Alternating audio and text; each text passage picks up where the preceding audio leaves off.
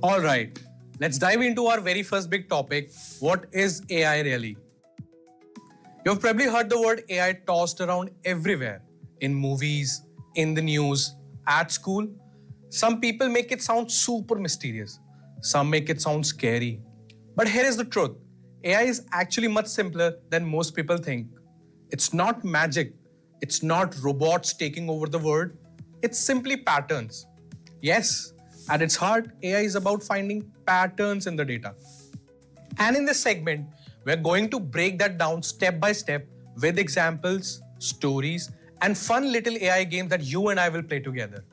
By the end of this section, you'll be able to confidently say, I get what AI actually is. I know how it works at the basic level, and I see how it's already part of my daily life. Sounds good? Let's go. So let's start with the one-line definition of AI you can actually explain to anyone. AI is a system that learns patterns from data and uses those patterns to make predictions or generate outputs. That's it. That's the core. Here is a simple example.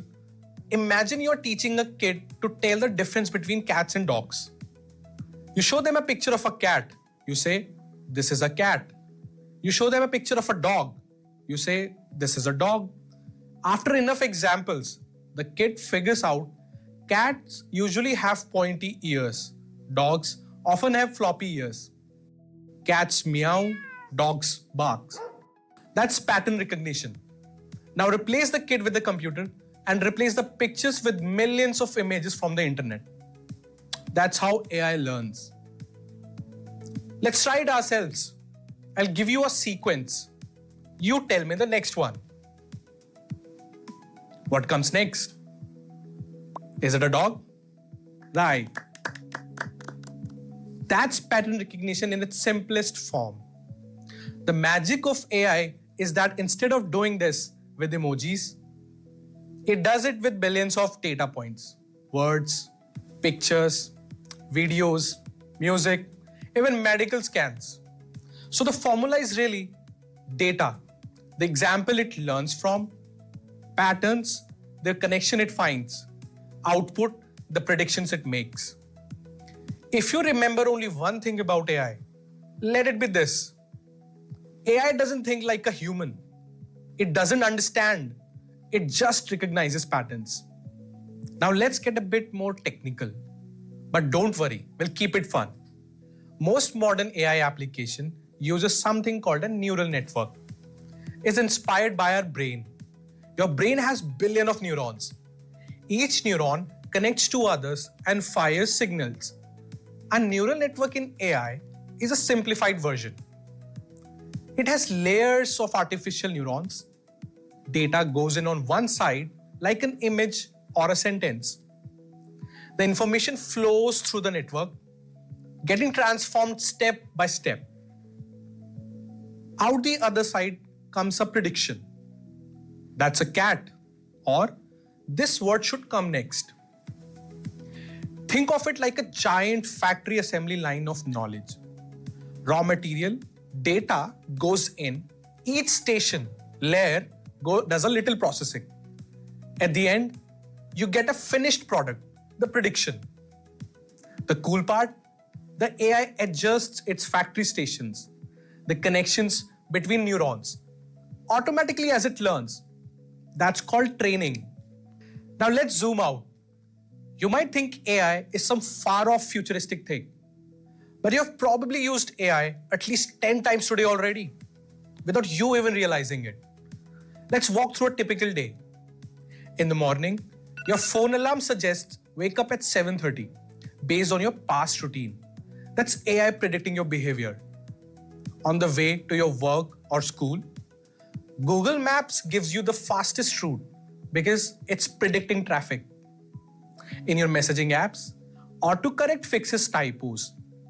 Predictive text suggests your next word. Both are AI. In your social media accounts, Instagram recommend videos. How do you think they know? In the evening, Netflix says, since you like this show, here is another one. That's AI recommendation at work. So in reality, you're already surrounded by AI. Take a second.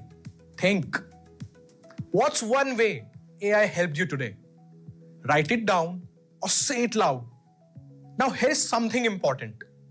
AI is super powerful, but it's not limitless. Let's break it down. What AI is really good at?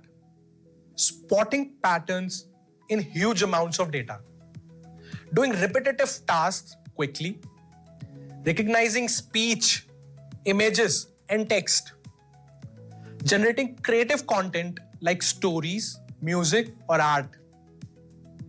What AI struggles with? Common sense. AI doesn't actually understand.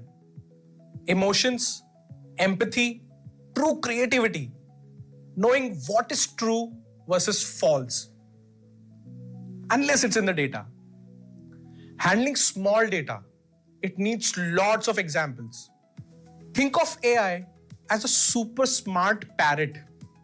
It can mimic patterns beautifully, but it doesn't get the meaning behind them.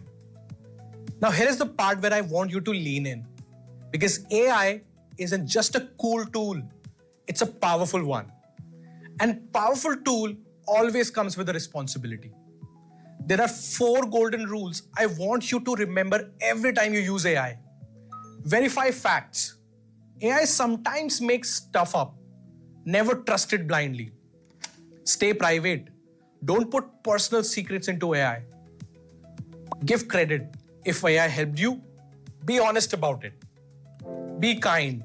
Don't use AI to bully, cheat, or harm others. Because remember, AI is not good or bad by itself. It's a mirror of how you and I use it. A quick example.